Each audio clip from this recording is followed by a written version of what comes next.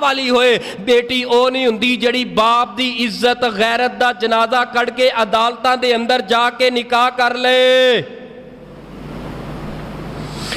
ओ बेटी दी इस्लाम दे अंदर कोई हैसियत नहीं, कोई मुकाम नहीं।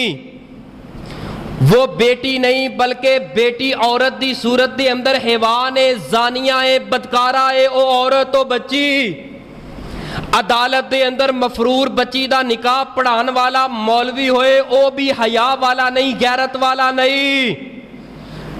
वक़्त दा चोर है ओ मौलवी, वक़्त दा बदमाश है ओ मौलवी जेड़ा भज्जी हुई मफरूर बच्ची दा अदालत दे अंदर निकाह पढ़ा रहे है। ओ जज होए, वक़्त दा कानून होए, ओ वकील होन, ओ बदमाश ने, बदमाश हया वाले नहीं। उन्हां दे घर अंदर भी बेटियां ने। खुदारा मफरूर बच्ची दा अदालत दे अंदर निकाह पढ़ते पढ़ाने वाले हो। ये जानिया का जोड़ा है, बदकारा का जोड़ा है। जिथे मेरे पाक पैगंबर अलैहिस्सलातु वस्सलाम ने फरमाया कि बच्ची दी इजाजत तो बगैर बाप निकाह जबरन नहीं कर सकता, उत्थे मेरे पैगंबर ने फरमाया ला निकाह इल्ला बि वलियन, के वली दी इजाजत तो बगैर निकाह कोई नहीं।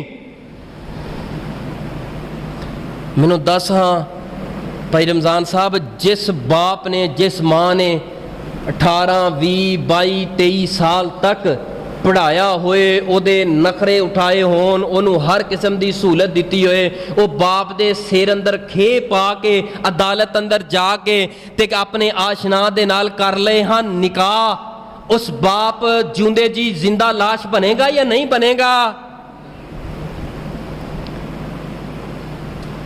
तेनों उस बाप दा ख्याल ना आया जिस बाप ने अपनी जिंदगी दा खून पियाया है? उस मां दी हयात ते गैरत दा ख्याल नहीं आया? वो जड़ा चंद घंटियां वास्ते मोबाइल ते तेनों हरे भरे बाग विखाण वाला है, वो तेनों उन्हें सब कुछ मां बाप दी इज्जत गैरत नूं भुला छड़िया है। अदालत दे अंदर कीता होया निकाह, इन्हां अंदरों पैदा होने वाली औलाद हलाल औलाद नहीं, क्योंकि वह जानिया दा जोड़ा है। खुदारा ऐसा कानून बदल देवो, ऐसा कानून बदल देवो ना, अदालतां दे अंदर ऐसियां बच्चियां ते बच्चियां दे निकाह पढ़ाओ।